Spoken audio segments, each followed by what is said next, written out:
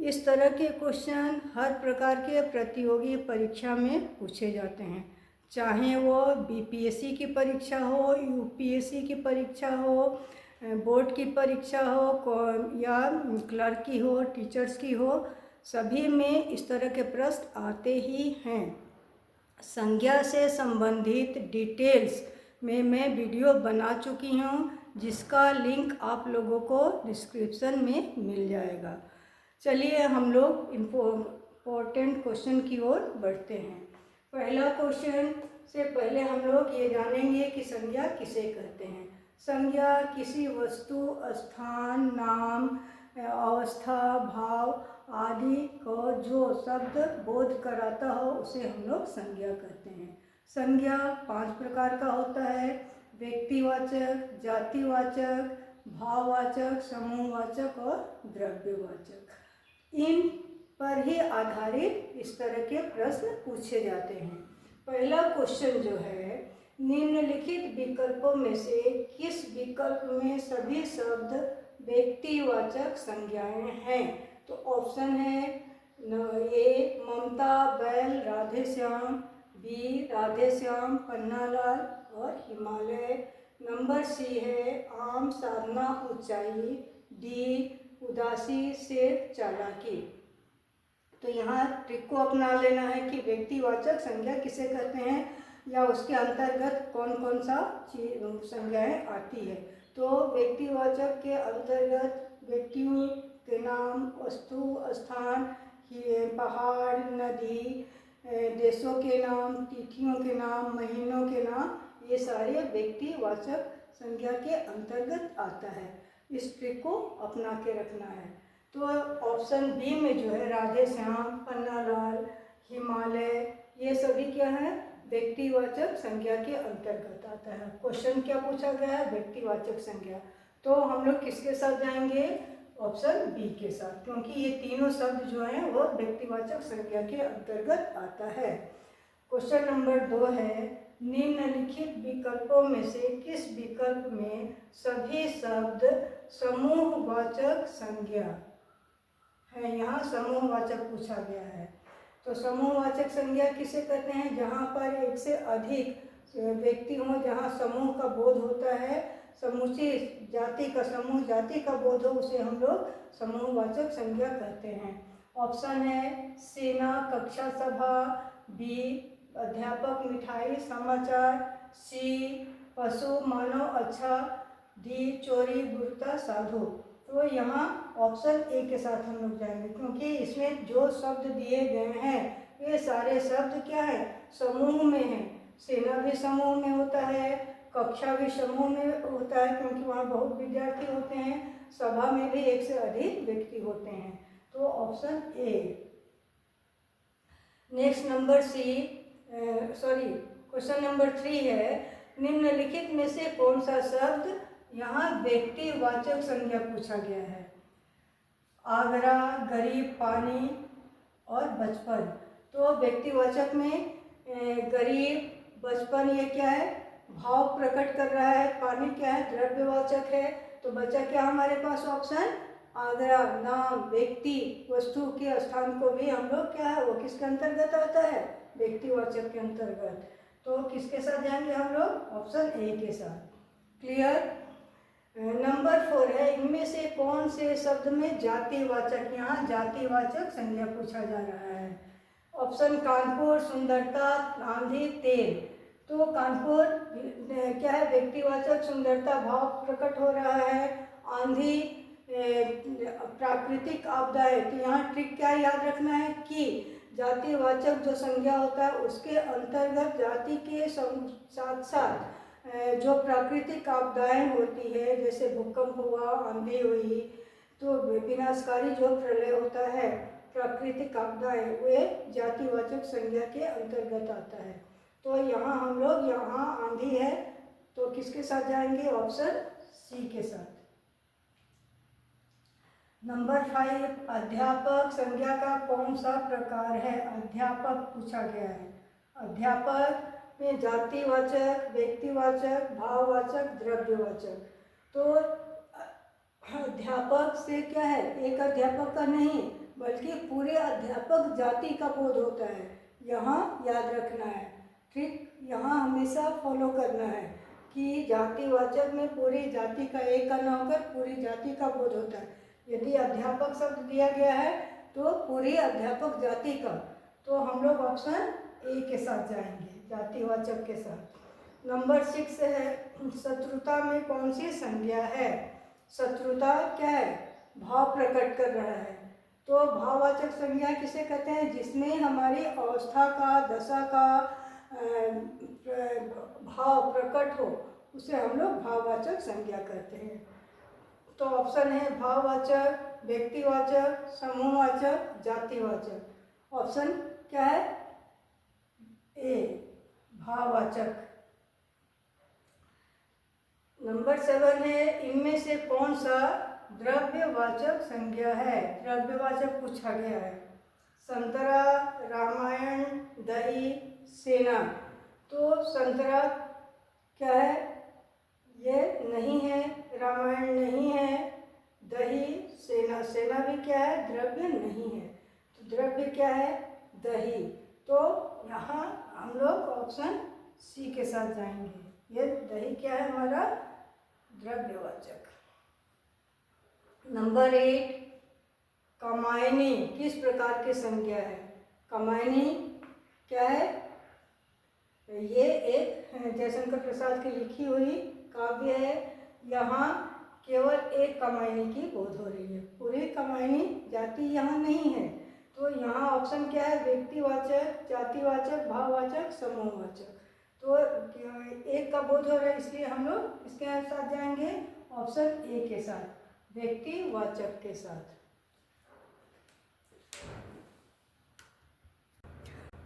Next है question number 9, निम्नलिखित में से कौन सा शब्द व्यक्तिवाचक है? ऑप्शन है सिपाही विद्रोह, बहन, बुढ़ापा, टेबल। तो याद रखना है कि जितने भी ऐतिहासिक युद्ध होते हैं वे भी व्यक्तिवाचक संज्ञा के अंतर्गत आते हैं। इसलिए हम लोग सिपाही विद्रोह जो ऐतिहासिक युद्ध है, यह ऑप्शन ए के साथ हम लोग जाएंगे। क्लियर? क्वेश्चन नंबर 10, जिस संज्ञा से वस्तु या व्यक्ति के समूह का बोध हो उसे हम लोग क्या कहते हैं? समूह का। उसे हम लोग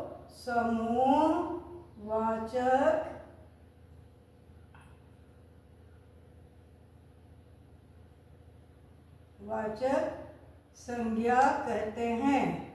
क्लियर? नेक्स्ट है नंबर 11, जिस संज्ञा से नाप तौल वाली वस्तु का बोध हो उसे क्या कहता है? यह कौन सी संज्ञा है? उसे हम लोग द्रव्यवाचक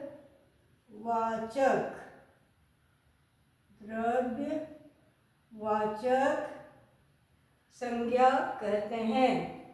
क्वेश्चन नंबर 12, निम्नलिखित में से कौन सा शब्द भाववाचक है? भाववाचक पूछा जा रहा है।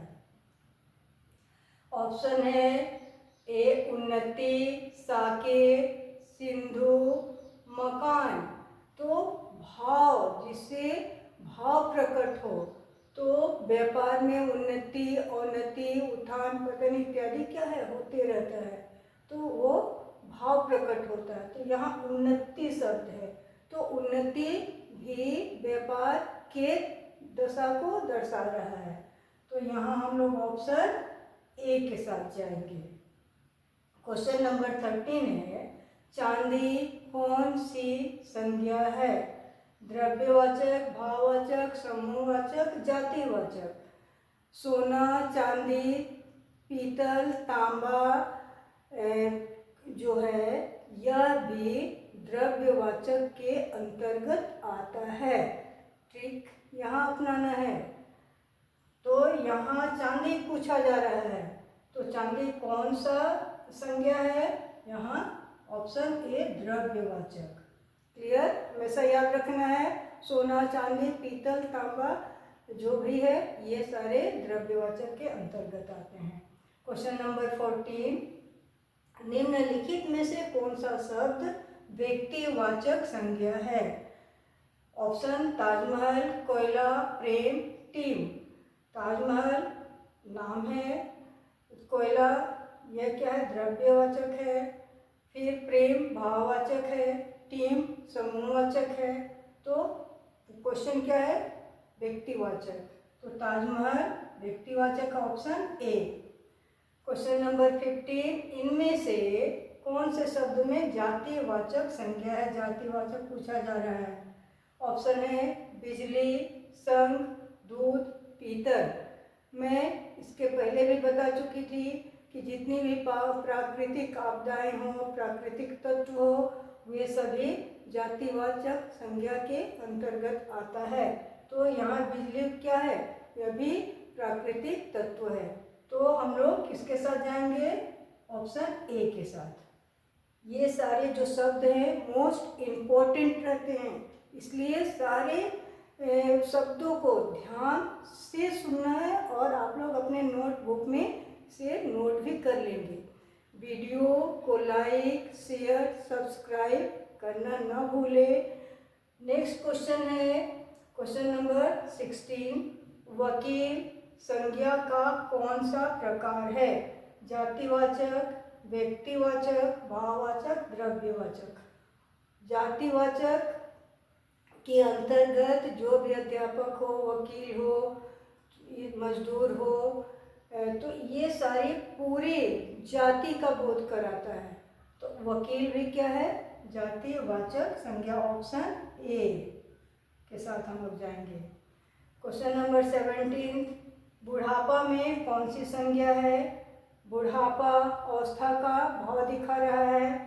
बुढ़ापा जातिवाचक, भाववाचक, व्यक्तिवाचक, समूहवाचक, जातिवाचक कौन सा है? ऑप्शन ए भाववाचक। क्वेश्चन नंबर 18, इनमें से कौन सा द्रव्यवाचक संज्ञा है? तेजाब, जुलाहा, सोमवार, मंडल। जुलाहा व्यक्तिवाचक हो गया, सोमवार भी व्यक्तिवाचक हो गया, मंडल समूहवाचक हो गया। तेजाब का हम लोग नापतोल कर सकते हैं, इसलिए तेजाब क्या है? द्रव्यवाचक। Option A.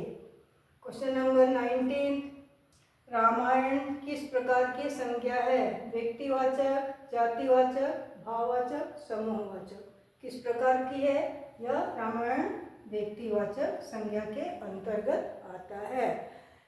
नेक्स्ट चैप्टर के साथ हम लोग नेक्स्ट वीडियो में मिलते हैं। निम्नलिखित में से कौन सा शब्द व्यक्तिवाचक है? ऑप्शन है सिपाही विद्रोह, बहन, बुढ़ापा, टेबल। तो याद रखना है कि जितने भी ऐतिहासिक युद्ध होते हैं वे भी व्यक्तिवाचक संज्ञा के अंतर्गत आते हैं, इसलिए हम लोग सिपाही विद्रोह जो ऐतिहासिक युद्ध है यह ऑप्शन ए के साथ हम लोग जाएंगे। क्लियर? क्वेश्चन नंबर 10, जिस संज्ञा से वस्तु या व्यक्ति के समूह का बोध हो उसे हम लोग क्या कहते हैं? समूह का। उसे हम लोग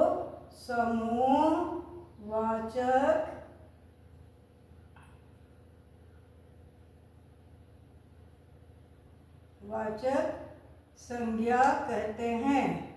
क्लियर? नेक्स्ट है नंबर 11, जिस संज्ञा से नाप तौल वाली वस्तु का बोध हो उसे क्या कहता है? यह कौन सी संज्ञा है? उसे हम लोग द्रव्यवाचक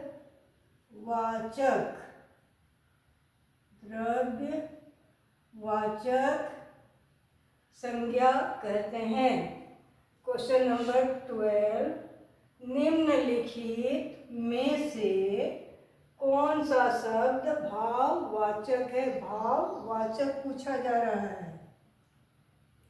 ऑप्शन है ए उन्नति, साकेत, सिंधु, मकान।